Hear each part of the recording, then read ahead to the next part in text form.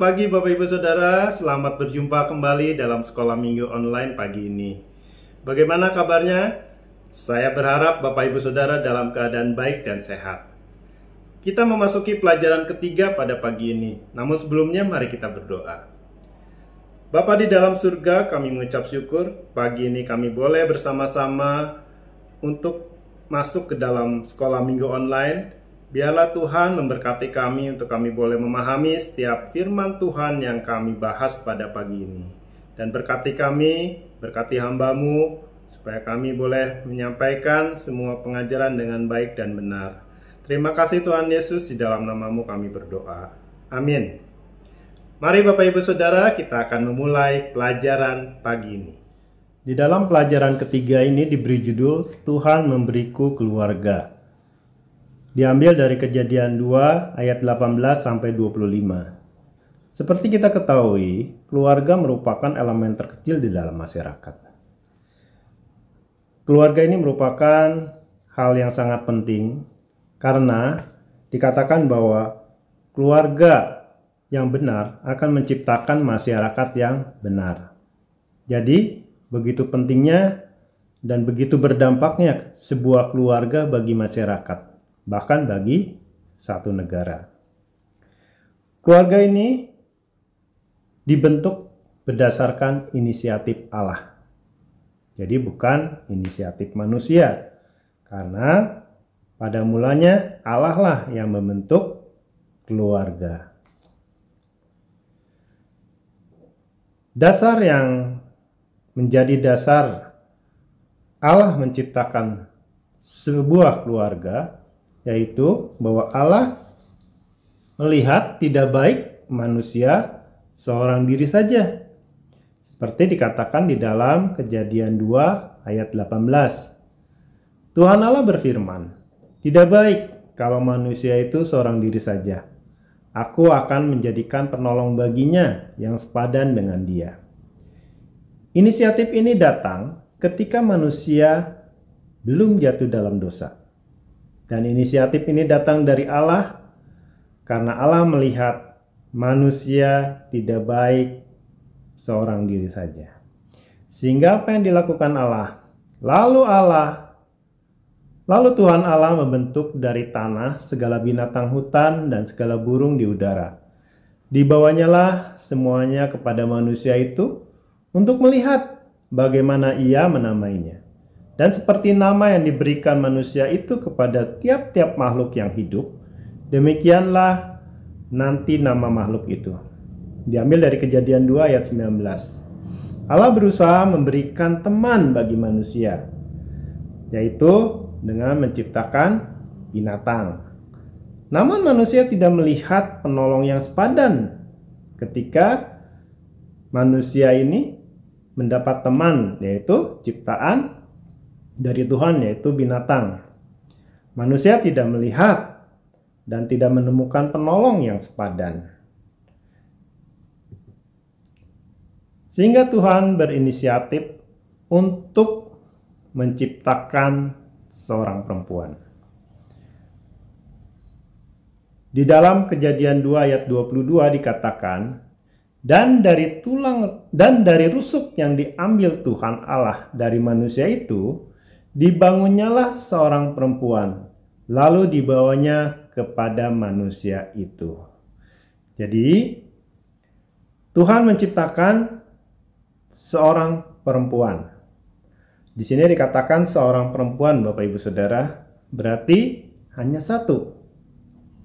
Bagian dari manusia adalah satu perempuan.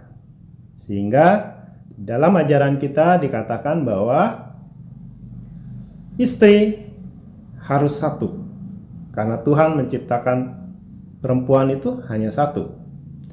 Dan perempuan itu diciptakan dari tulang rusuk. Ini menggambarkan bahwa perempuan ini harus dilindungi, karena tulang rusuk berada di lengan manusia. Dan perempuan ini harus dikasihi, karena tulang rusuk itu dekat dengan hati. Dan begitu pula tulang rusuk berada di tengah-tengah, berarti ada kesetaraan antara manusia atau laki-laki dengan perempuan. Sehingga dikatakan di sini adalah penolong yang sepadan.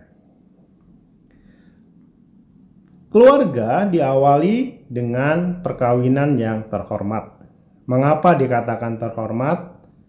Karena Tuhan yang berperan di dalam pembentukan keluarga ini.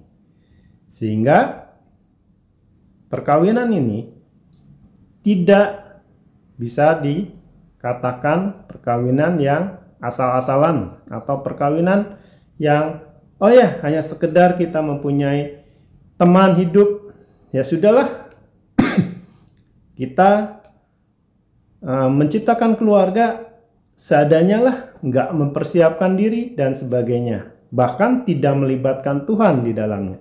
Hal ini salah Bapak Ibu Saudara, karena perkawinan ini merupakan hal yang sangat terhormat. Dan Tuhanlah yang membentuk keluarga ini. Sehingga kita tidak bisa main-main ketika kita membentuk satu keluarga, karena Tuhan berperan di dalamnya. Kemudian, mengapa keluarga ini sangat penting? Karena ketika seseorang, laki-laki dan perempuan bersatu, mengikat janji membentuk satu keluarga, itu merupakan janji di hadapan Allah. Sehingga janji ini didengar oleh Allah. Dan ketika janji ini didengar oleh Allah, Allah mempersatukan laki-laki dan perempuan ini menjadi satu keluarga. Dan dikatakan bahwa yang dipersatukan Allah tidak boleh dipisahkan oleh siapapun. Hanya maut yang bisa memisahkan mereka. Sehingga diharapkan ketika seseorang atau laki-laki atau perempuan ingin membentuk satu keluarga, diharapkan persiapan mereka matang. Matang dalam arti kata, kedua belah pihak siap. Sehingga ketika mereka mengikat janji di hadapan Tuhan, mereka tidak memisahkan diri ketika mereka menghadapi persoalan, karena kesiapan mereka sudah matang. Jadi Bapak Ibu Saudara, keluarga ini adalah hal yang sangat penting di mata Allah. Sehingga ketika kita diizinkan untuk membentuk satu keluarga atas berkenan Allah, sehingga tercipta satu keluarga yang baik, kita harus mempertahankannya itu, supaya keluarga kita ini adalah keluarga yang berkenan di hadapan Allah. Allah memiliki satu model keluarga yang digambarkan melalui manusia dan perempuan pada awal penciptaan. Model keluarga rancangan Allah ini adalah yang pertama sepadan. Sepadan digambarkan serupa tetapi tidak sama. Mengapa tidak sama? Karena yang satu laki-laki, yang satu perempuan. Tetapi ada kesamaan, sama-sama manusia. Dan sepadan ini bukan berarti kita boleh berpasangan dengan laki-laki dan laki-laki atau perempuan dengan perempuan. Tidak seperti itu konsep keluarga yang dibentuk oleh Allah. Model rancangan keluarga yang Allah ciptakan adalah pasangan laki-laki dan perempuan. Sepadan juga setara, tidak saling meninggikan diri, tetapi sama, saling menolong, mengisi, dan bersama-sama membentuk satu kesatuan yang utuh. Jadi tidak saling menjatuhkan atau saling merendahkan, tetapi sepadan. Dan juga yang paling penting adalah sepadan di sini adalah memiliki iman yang sama terhadap Allah yang sama. Hal ini penting karena dengan iman yang sama, pemahaman satu keluarga akan sama. Sehingga di dalam menjalani keluarga, diharapkan akan lebih mudah karena mempunyai pemikiran yang sama. Kemudian keluarga ini harus saling mengasihi satu sama lain. Mengasihi, memperhatikan satu sama lain. Hal inilah yang diharapkan oleh Allah ketika Allah menciptakan sebuah keluarga, yaitu keluarga yang saling mengasihi. Kemudian sehati sepikir. Keluarga ini harus sehati sepikir. Antara laki-laki dan perempuan harus sehati sepikir. Mengapa dikatakan harus sehati sepikir? Karena satu keluarga yang sehati sepikir akan berkembang dengan baik sesuai dengan rencana Allah. Tetapi ketika satu keluarga tidak sehati sepikir, akan menimbulkan banyak masalah di dalam keluarga ini. Sehingga apa yang dirancangkan Allah tidak akan terjadi di dalam keluarga yang selalu berselisih, selalu tidak sehati, dan selalu masing-masing mementingkan diri sendiri. Hal inilah yang membuat Allah ingin keluarga yang dibentuk adalah keluarga yang sehati sepikir. Itu model yang diberikan Allah kepada kita ketika kita membentuk satu keluarga. Ada keterbukaan. Mengapa dikatakan keterbukaan? Di dalam keluarga, ketika suami atau istri saling ada keterbukaan, hal ini akan memberikan kesempatan kepada masing-masing pasangan ini untuk saling melengkapi satu sama lain. Karena suami atau istri tahu keberadaan istri, suami tahu keberadaan istri, perempuan tahu keberadaan suaminya. Sehingga ketika ada kekurangan atau ada permasalahan, karena ada keterbukaan ini, mereka saling menguatkan satu sama lain. Tetapi ketika mereka tidak terbuka, hal ini sangat mengganggu di dalam keberadaan keluarga. Karena masing-masing akan berpikiran yang berbeda karena tidak tahu permasalahan atau apa pergumulan masing-masing dari suami atau istri ini. Tetapi dengan keterbukaan, mereka bisa saling menguatkan, saling menolong satu sama lain sehingga setiap hal yang ada bisa dikerjakan bersama-sama. Kemudian, keluarga yang dirancangkan adalah Allah adalah keluarga yang monogami. Dalam arti kata, monogami ini adalah satu suami, satu istri. Hal ini sangat penting Bapak Ibu Saudara, karena di dalam kehidupan dunia ini, di dalam kehidupan saat ini, sangat mudah orang untuk berpindah ke lain hati. Jadi tidak ada kesetiaan di dalamnya. Mengapa demikian? Karena mereka tidak memahami model keluarga atau rancangan Allah di dalam sebuah keluarga, yaitu Allah menghendaki keluarga ini adalah monogami. Sehingga hal inilah yang harus kita perhatikan, supaya ketika keluarga ini hanya satu istri, hanya satu suami, diharapkan keluarga ini bisa memenuhi setiap harapan dari Allah, yaitu menciptakan satu keluarga yang benar di hadapan Allah. Jadi, walaupun dunia ini mengizinkan atau walaupun dunia ini memberikan kesempatan untuk manusia tidak atau manusia untuk memiliki lebih dari satu istri, atau bahkan sekarang ada istri yang mempunyai suami lebih dari satu. Hal ini konsep dunia, bukan konsep Allah. Sehingga kita sebagai anak-anak Allah tidak bisa menggunakan konsep ini di dalam kehidupan keluarga kita.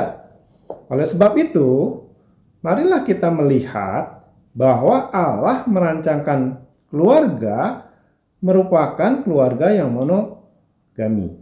Cuma satu. Yang selanjutnya adalah Model keluarga rancangan Allah adalah keluarga yang mandiri. Kita tahu di dalam firman Tuhan dikatakan bahwa laki-laki harus meninggalkan ibunya, ayahnya, keluarganya, supaya bersatu dengan istrinya. Hal ini menunjukkan bahwa keluarga yang dibentuk, keluarga baru yang dibentuk ini harus mandiri. Dia harus membentuk satu keluarga yang utuh, keluarga sendiri. Tidak bersatu dengan orang tuanya. Tetapi Tuhan mengendaki keluarga ini membentuk satu keluarga yang hidup sendiri. Satu keluarga. Sehingga terjadi keluarga yang utuh yang dibentuk dari suami dan istri yang mempersatukan diri di dalam satu keluarga. Sehingga tidak ada campur tangan dari pihak lain kecuali Allah. Dapat disimpulkan sebagai berikut. Dari pelajaran ini kita patut bersyukur Allah telah memulai lembaga keluarga ini sebelum manusia menyadari kebutuhannya akan keluarga. Betul ya Bapak Ibu Saudara, yang berinisiatif membentuk sebuah keluarga adalah Allah pada mulanya. Bahkan sebelum manusia ini jatuh dalam dosa. Karena manusia yang pertama ini belum mengenal dosa. Sekarang tanggung jawab kita adalah untuk membina keluarga kita agar berjalan sesuai dengan firman Tuhan. Itulah sebabnya Bapak Ibu Saudara, pada pagi ini kita diingatkan bahwa Allah lah yang berinisiatif membentuk sebuah keluarga. Sehingga ketika kita diizinkan untuk memiliki sebuah keluarga, itu merupakan rancangan dari Allah.